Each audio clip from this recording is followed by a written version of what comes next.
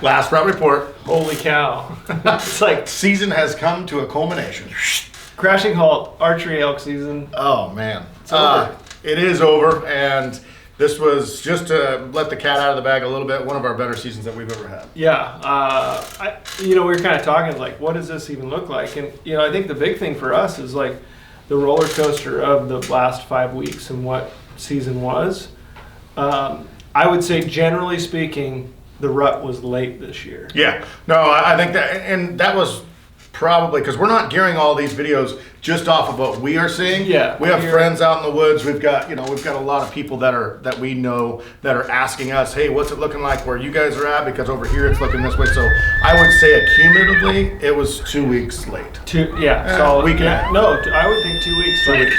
I was actually texting Anthony from SIG today, and he went back to where we were this first week of season, and it was like bulls were bugling and it was screaming, but he said it still felt like pre-rut, and it was the last week of season in Oregon. So that's kind of a, definitely for the most part, what I experienced too was like 2 weeks late. But we were super blessed on just being able to capitalize on, I would say, lower actually interactions and opportunities. Just things went together right this year. I think it plays into our hand a little bit too, where we're like, if we're not going to find that one that wants to bugle, we will continually look for that one that wants to bugle. And so just by that mode of search and destroy kind of thing, that's what helped us a little bit, I would say, because we say it was 2 weeks late, but even that first week, there's always going to be a bull somewhere that's going to bugle, always. So it's just trying to find that one, and it wasn't that accumulative of a lot of elk doing what elk are supposed to do. Yeah, so on the last report, you kind of saw us wrap up what the Oregon coast was for us. You guys went back on the east side of the state for Trevor's tag and had bulls screaming. Yeah, it was awesome. And so we were kind of talking like, people always ask, like, if I had to pick 1 week, what the dates would be. Does moon phase, this year was the first time I even really paid attention to the moon. I think it was full moon somewhere around the 10th or 12th or something like that of September. And I think that affects mornings and evenings more than anything. So the guys that are just hunting mornings, those elk are bedded down early. They're a little bit, maybe midday action's a little bit more, and then even in the evening they're kind of slow to get out of their beds because they're going to feed all night. So it's definitely something to pay attention to in that sense. Pretty tough to be not be in the woods September 15th, 20th in those days. I would have said 11th through the 22nd. Yeah. If I had 10 days, this year I would have picked the 2 weeks from the end of season. That's where I would have picked the last 10 days. But I mean, you never know. On the average, it's going to be in there somewhere. Right? And we're trying to correlate too. Like in Oregon, we had a late wet spring. Calves dropped a couple weeks late. Like that obviously probably has some effect in when those cows come back in estrus, breeding cycle, that whole deal. But you can any day of the season, you can find the right bull and call them in. We were seeing fawns super late. Yeah. All the babies. I had turkeys yesterday, poults that were like in the yard that weren't more than that tall. And it's October. Yeah. I mean, it's just weird. I don't know, and that's. Next year, could it be different? I guess. I'm assuming. I don't know. But that's kind of why we did this, is just kind of that we could reference something next year and years after this to like see, okay, where are we at and what is this normal? Is this abnormal? Are things changing? I don't know. But we're just going with what we've seen. Yeah. So it's, I think people are asking, like, when's landed the free drop? Well, November 7th, Monday, first episode's going to hit. You're going to get a brand new episode once a week on Mondays. So. Dropping it. Like it's hot.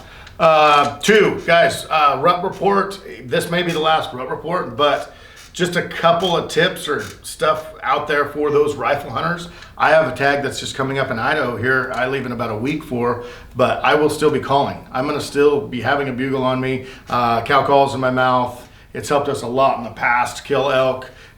Stopping them, if not, actually calling them in. So it's not over. I mean, the rut's not over. Don't just think, oh, wow, they're not calling anymore. The hunt's over as far as September. It's not. And even last year, your rifle hunted started third week of October, and bulls were screaming. So, I use it to locate kind of that tool or anything else.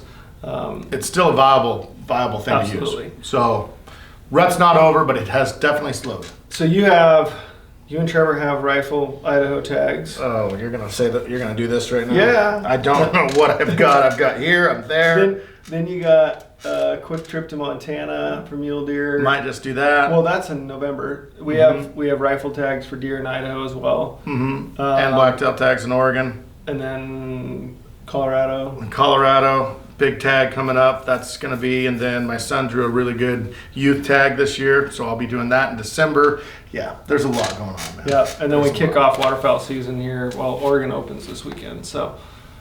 Woo! Yeah, if you guys haven't seen the Flyway, we started another channel that's just dedicated to bird hunting, waterfowl, turkeys, all that stuff. So you guys check it out. Put a link over here. You guys can go check it out. We're putting up hunts right now from years past as we roll into some of the carryover content that we had from last year.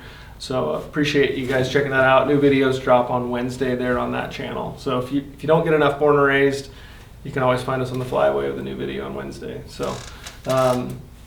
Bookkeeping wise, just appreciate you guys and all the text messages, the emails, the photos from all the calls being used, the meat bags in action, like all of that. Keep the pictures coming too. We're still rolling that over. Keep the pictures coming. We'll start putting some stuff there and landing the free episodes, giving shout outs to you guys. So just appreciate all the support and sharing that. It's awesome to hear some first time elk hunting stories to a veteran that killed a biggest bull of his life. So it's really cool to see you guys in the field getting after it. It's been awesome. The feedback has been amazing, and thank you guys so much for that. With that, I think this wraps up, like Trent said, the rut report here. Done filming the first part of Land of the Free, and excited to get behind the computer and edit some stuff up for you guys. Like Trent said, some of the content we have this year, pretty amazing, pretty awesome. Yeah. And feel super blessed. With that, guys, thank you guys so much, and have the great rest of the season. No worries over nickels and dimes, or a 9-to-5 grind. I gotta get loose sometimes. In trouble.